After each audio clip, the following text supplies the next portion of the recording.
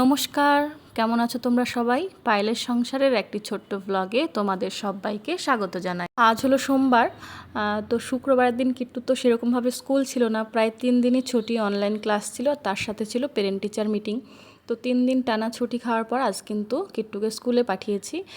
তো সকাল থেকে সেরকম কোনো ভিডিও করিনি, কারণ একটু তাড়াহুড়ো ছিল। সোমবারের দিন একটু ব্যস্ততা থাকে, কারণ 2 দিন আরাম করে ঘুমিয়ে ওঠার পর আর সোমবারের দিন উঠতে মন চায় না। তো যাই হোক, এখন কিন্তু এসে ছেলেকে রেখে এসেছে, অনেকক্ষণ হলো। তো এসে রান্নাবান্না শুরু করে দিয়েছি, সকালে স্নান ধ্যান সব করা হয়ে গেছিলো। তো বেশি কিছু আজকে রান্না করব না, এই যে দেখলে ডালটা করছি। এখন আর পাতলা ডাল করি না, কারণ কিট্টু খুব একটা পাতলা ডাল মানে খেতে ভালোবাসে না, যেহেতু খুব বেশি সবজি বা মাছ মাংস খুব বেশি খায় না, ওই 1 পিস ডিম বা 1 পিস মাছ। তো ডালটা একটু ঘন হলে ওর ভাতটা মাখিয়ে দিলে খুব টেস্টি লাগে ওর। আর এই যে 4-5 দিন আগেকার মাছটা ফ্রিজে ধরা ছিল, এটাই করব ভাবছি। হ্যালো এভরিওয়ান, সকাল থেকে কোনো রকম ব্লগ শ্যুট করতে পারিনি, তো ভাবলাম রান্নাটা দিয়েই শুরু করি। আর বুঝতে পারছো প্রচণ্ড গরম, রান্না করছি। ছেলেকে রেখে চলে এসেছি, রান্নাটা করে আবার ছেলেকে আনতে যাবো, সেই জন্য চেঞ্জ করিনি। তো চলো, অন্য কিছু আজকে শেয়ার করতে পারলাম না, রান্নাটা দিয়ে ভিডিওটা শুরু করলাম। সারাদিন যা করছি টুকটাক শেয়ার করার চেষ্টা করব। তো রান্না করবো এখন ওল দিয়ে মাছের তরকারি, তো সেটাই তোমাদের সাথে শেয়ার করি রেসিপিটা, তার সাথে তো গল্প আছে। তো চলো ভিডিওটা কন্টিনিউ করো। এই যে তোমাদেরকে বললাম যে সারাদিন কী কী করবো সেটা শেয়ার করব, কিন্তু কিছু একটু সমস্যা তো হয়। মানে কি বলো তো, বাড়িতে যদি কেউ আসে, সে যেই হোক না কেন, আমার হাজব্যান্ড বাদে আর কারোর সাথেই আমি ভিডিওর ব্যাপারে একদমই কমফোর্টেবল নই। হাজব্যান্ডের মতো কাজ, মানে শুয়ে থাকে, ফোন টোন দেখে, কিট্টুর সঙ্গে খেলা করে। তো আমি আমার মতো ব্লগগুলো শ্যুট করতে পারি, যখন যেখানে ইচ্ছা যেভাবে ইচ্ছা করতে পারি। কিন্তু বাড়িতে অন্য কেউ, সেটা আমার মা হোক বা আমার শাশুড়ি মা হোক বা যেই হোক না কেন, অন্য কেউ থাকলে আমার ভিডিও করতে কেমন একটা অস্বস্তি বোধ লাগে, মানে লজ্জা লাগে, হয়ে ওঠে না। তো দেখো, 2 দিন হলো শাশুড়ি মারা এসেছে, তো আমি একদমই ব্লগ শ্যুট করতে পারছি না, কেন জানি না। আমি ভাবি যে না, কাজটা আমার কাছে আগে, এত লজ্জা করে বা কিছু ভেবে লাভ নেই, কে কী ভাবলো তা নিয়ে লাভ নেই, তবুও হয়ে উঠছে না। আজকের দিনটাও আমি ভেবেছিলাম যে ঠিক আছে, রান্না দিয়ে শুরু করলাম, তারপরে সারাদিনের টুকটাক সব কিছু শেয়ার করবো, কিন্তু তাও আমি করতে পারিনি। এই হয়ে গেছে আমার মেন সমস্যা, যে কেউ থাকলে আমি ভিডিও করতে পারি না।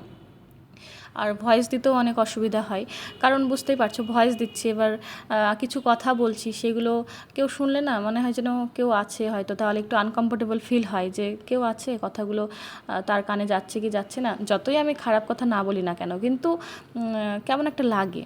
একা থাকলে কিছুই মনে হয় না, যত জোরে ইচ্ছা, যখন ইচ্ছা ভয়েস করছি। কিট্টুকে স্কুলে রেখে আসছি, ভয়েস করছি। কিট্টু ঘুমিয়ে যাচ্ছে, ভয়েস করছি। কিট্টু খেলা করছে ওই ঘরে, পাশের ঘরে টিভি দেখছে, ভয়েস করছি। কোনো কিছুই মনে হয় না। কিন্তু বড় মানুষ কেউ থাকলে একটু অসুবিধা বোধ হচ্ছে, আর সেটা আমার ব্লগের ওপর প্রভাব পড়বে, আমি খুব ভালো করেই জানি। তো যাই হোক, আজকে কিন্তু এই যে রান্নাটা করছি, এই রান্নাটা কিন্তু আমার মা যখন এসেছিলো তখন কিন্তু করে খাইয়েছিল। মানে মাছ এনেছিলাম সেই সময়, রুই মাছ। তো রুই মাছের মাথা ছিল 2টো বড়, তো সেই মাথা দিয়ে মা কিন্তু ওলটা রান্না করেছিল। তো সেইটা খেতে খুব সুন্দর হয়েছিল। তো সেই মাকে সেজন্যই জিজ্ঞেস করলাম যে কী করে রান্নাটা করব। তো মা বলে দিল যে তুমি কি করে করেছিলে, সেটাই জিজ্ঞাসা করলাম। তো মা বলে দিয়েছে এইভাবে এইভাবে করবি। তো কি হয়েছে, যেদিন শাশুড়ি মারা আসে বাড়ি থেকে, সেদিন আসার সময় ওল টোলগুলো নিয়ে এসেছে, মানে সবজি, অনেক কিছু সবজি, ওল, পেঁপে, তারপর মোচা, অল্প কিছু পটল, অল্প কয়েকটা পেঁয়াজ, কিছু রসুন, মানে যেগুলো, ওইগুলো কিন্তু আমাদের কেনা লাগে না শ্বশুরবাড়িতে, ওগুলো আমাদের নিজেদেরই আবাদ হয় বা বাড়িতে খাওয়ানোর জন্য, খাওয়ার জন্য লাগানো হয়। তো সেই সবগুলো টুকটাক অল্প অল্প করে সব কিছুই নিয়ে এসেছে, কারণ শাশুড়ি মা তো এখানে থাকবে। এবার অত সবজি যদি ওখানে পড়ে থাকে, তাহলে শ্বশুরমশাই তো ওল কেটেও খেতে রান্না করতে পারবে না, বা মোচা কেটেও রান্না করতে পারবে না। তো সেই জন্য সবজিগুলো যখন আসে নিয়ে আসে, কারণ ওখানে থাকলে পড়ে পড়ে নষ্ট হবে, এখানে থাকলে বরং সবজিটা কেনা লাগবে না, কারণ এখানে আমরা 2-3টে মানুষ। তো সেইভাবেই কিন্তু সব সবজি ওনারা নিয়ে আসেন, তো সেটা আমার যথেষ্ট কাজে লাগে। তো সেই জন্য ওলটা যখন আছে, তো ভাবলাম 4-5 দিন আগে আমি মাছ কিনে রেখেছিলাম, তারপর একদিন শনিবার পড়ে গেছিলো, তারপর রবিবারের দিন যেহেতু শ্বশুরমশাই ছিল, সোমবারের দিন বেরিয়ে যাবে আমি জানি, তো ভাবলাম ওই 4 পিস মাছ দিয়ে হবে না, আমি চিকেন নিয়ে আসি। তো মাছটা ধরাই ছিল, চিকেন করেছিলাম, আর শনিবারের দিন তো শাশুড়ি মা নিরামিষ খায়, সেজন্য নিরামিষ করেছিলাম। তো আজকে দেখলাম শ্বশুরমশাই আজকে সকালবেলায় বেরিয়ে গেছে, তো ভাবলাম যে 4 পিস যখন মাছ আছে, তাহলে 2 পিস মাছ হচ্ছে গোটায় রেখে দেবো, আর মাথা দুটো ভেঙে ওলের তরকারির মধ্যে দিয়ে দেবো। আর কিট্টু সোনা কিন্তু এইসব তরকারি একদমই খেতে পারবে না, কাটামাটা তরকারি। তো ওর জন্য কী করেছি, নিচের দিদির কাছ থেকে 2টো ডিম এনে রেখেছি, কারণ আমার কাছে ডিমটা ফুরিয়ে গেছে। এবার আমি যখন কিট্টুকে স্কুলে রাখতে যাই, তখন বাজে 8টা 10-20, তো আসার সময় দোকানটা খোলে না। খুব একটা বিরক্তিকর ব্যাপার লাগে। কিন্তু যখন আমি কিট্টুকে নিয়ে আসি রাস্তা দিয়ে, তখন দেখি দোকানটা খোলা, তখন একটু মুশকিল হয়। ছেলে ব্যাগ ট্যাগ নিয়ে ছেলে থাকে, খুব ভিড় হয় 12টার সময়, 12:30টার সময় প্রচণ্ড ভিড় হয়। তার সাথে আমার হাতে ছাতা থাকে, প্রচণ্ড রোদ থাকে। এবার ডিমের অত বড় পাতাটা নিয়ে, ছেলেকে নিয়ে, ছাতা নিয়ে, ব্যাগ নিয়ে আমার খুব মুশকিল হয়ে যায়। তাই কিন্তু খুব অসুবিধা হয়ে যাচ্ছে, ডিমের পাতাটা আমি কিছুতেই আনতে পারছি না। আবার যে মিডিলে গিয়ে ডিমের পাতাটা নিয়ে আসবো সেটাও হয়ে ওঠে না, কারণ ছেলেকে রেখে আসার পর থেকে তো খুব ব্যস্ততা, কাজ কাম, রান্নাবান্না এইসব থাকে। তো সেই জন্যই হয়ে উঠছে না। তো ডিমটা আমার খুব দরকার, দিদির কাছে যেহেতু এনেছি, সেই ডিম দুটোও এনে দিতে হবে, মানে দিদিকে দিয়ে দিতে হবে।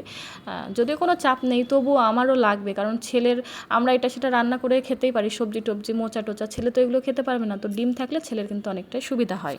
আর সকাল থেকে কিছুই খাওয়া হয়নি, সেই জন্য কিন্তু এই যে রুটিটা, আগামী দিনের রুটি রাত্রিবেলায় মা করেছিল, তো সেই রুটিটা একটু আচার দিয়ে খেয়ে নিচ্ছি। আচার বলতে এটা রসুনের আচার, যেটা আমি ক্যান্টিন থেকে এনেছিলাম, খুব ভালো লাগে খেতে।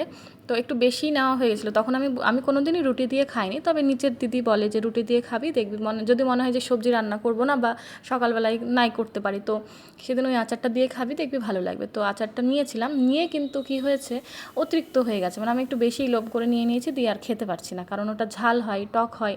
এবার ঝালটা এখন কি হয়েছে, ছেলের জন্য ঝাল রান্না না করে না আমারও ঝাল খাওয়ার অভ্যাসটা নষ্ট হয়ে গেছে। কিছু একটু অল্প ঝাল হয়ে গেলে তখন আমারও ঝাল লাগছে কিট্টুর মতো।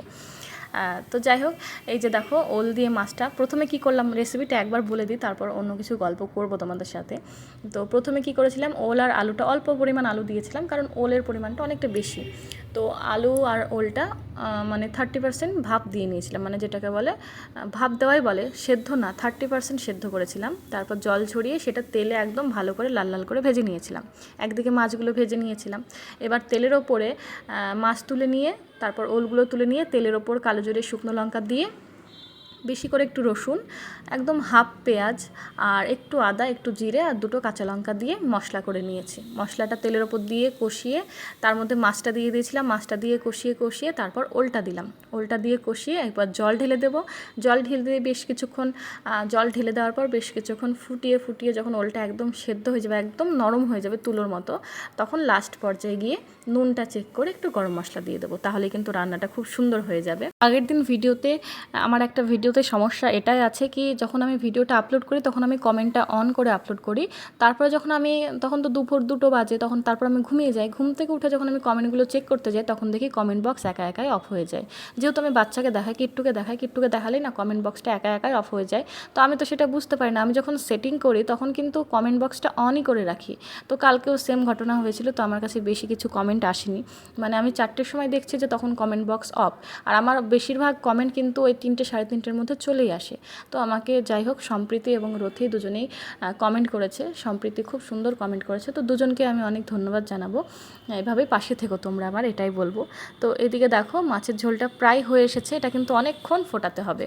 চলো আজকের ভিডিওটা যেহেতু একদমই কম, ছোট্ট একটা ভিডিও, তোমাদের সাথে লাস্টের দিকে একটা ছোট্ট স্টোরি শেয়ার করি।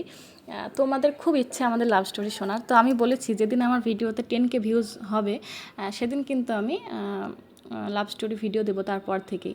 আর কোশ্চেন অ্যান্সারের ভিডিওটা আমি দিতে পারছি না, কারণ বেশি কিছু কোশ্চেন আসছে না, তো সেখান থেকে ভিডিওটা আমি কী করে দেবো, একটা কোশ্চেন নিয়ে একটা ভিডিও কী করে হয়। তো যাই হোক, তোমাদের লাভ স্টোরিটা শোনার খুব ইচ্ছে। তো আজকে আমি বলি যে আমাদের সম্পর্কের সূচনাটা কোথা থেকে হয়েছিল। তো আমাদের সম্পর্কের সূচনাটা হয়েছিল ফেসবুক থেকে। এমন একটা সময়, আমার হাজব্যান্ড কিন্তু আগে ফেসবুক করতো না, তার আগে ফেসবুক করার কিছুদিন আগে অবধিও ওর ফেসবুকটা বন্ধ ছিল, কারণ ও যেহেতু আর্মিতে ছিল, তাই ওর কিন্তু ফেসবুকটা ইউজ করা একদম মানে বারণ ছিল। তো বাড়িতে এসেই ও ফেসবুকটা খুলেছিল ছুটিতে এসে, আর আমিও সেই সময় নতুন ফেসবুক খুলেছি, নতুন ফোন, তখন হয়তো 11 ক্লাসে কি 12 ক্লাসে পড়ি, এরকম কিছু একটা হবে। তো ফেসবুকে ফ্রেন্ড ছিলাম, তো ওর যেখানে বাড়ি সেখানেই আমার একজন আত্মীয় বাড়ি, সেখানে আমি গিয়েছিলাম বেড়াতে।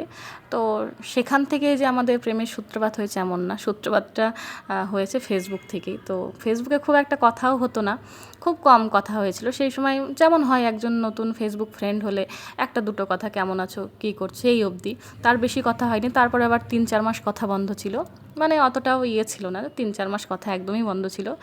তারপর একবার মাঝে মাঝে কথা হতো ফোন নাম্বার দিয়ে মাঝে ফোনে কথা হতো, খুব কম, সেটাও অতটাও মানে গুরুত্ব ছিল না, খুব কম কথা হতো। হঠাৎ করে আমি করিমপুরে টিউশন যাই। করিমপুর নাম তোমরা জেনেই থাকবে। তো সেদিন কিন্তু ছিল দুর্গাপুজোর ষষ্ঠীর দিন আমি টিউশন যাই। টিউশন গিয়ে আমার হঠাৎ করে কী জানি মনে হলো যে একবার ফোন করি, কারণ আমি করিমপুরে সেদিন প্রথম টিউশনে এসেছি। আর আমি জানতাম যে ও ছুটিতে আছে, সেটা জানতাম না, তবে এটা জানতাম যে ও করিমপুরে ওর যাতায়াত থাকে। তো কী জানে মনে হলো যে করিমপুরে এসেছে, ওটা ওকে জানাই। তখন আমরা ফ্রেন্ড ছিলাম, কোনো বয়ফ্রেন্ড গার্লফ্রেন্ড ছিলাম না। তো তারপর ওকে আমি ফোন করি। তো ফোন করার পর আমি জানতে পারি যে আমি যেখানে টিউশনে এসেছি সেখান থেকে 2 মিনিটের দূরত্বে ও আছে একটা শপিং মলে। তো সেখানে আবার সেদিন আমাদের দেখা হয়। সেই যে দেখা হলো, কথা হয়নি কোনো। আমার সঙ্গে একজন ফ্রেন্ড ছিল, আমার বান্ধবী ছিল, ওর সঙ্গে ওর একটা বন্ধু ছিল। তো আমরা একটা পার্লারের সামনে আমি দাঁড়িয়েছিলাম, ও এসেছিল সেখানে। বাস দেখেছি, কেউ কারোর সাথে কোনো রকম কথা বলিনি। তারপর থেকে কোথায় থেকে কি হয়ে গেল জানি না, সেই থেকেই শুরু হলো। তার আগে কিন্তু আমরা একবার দেখা করেছিলাম।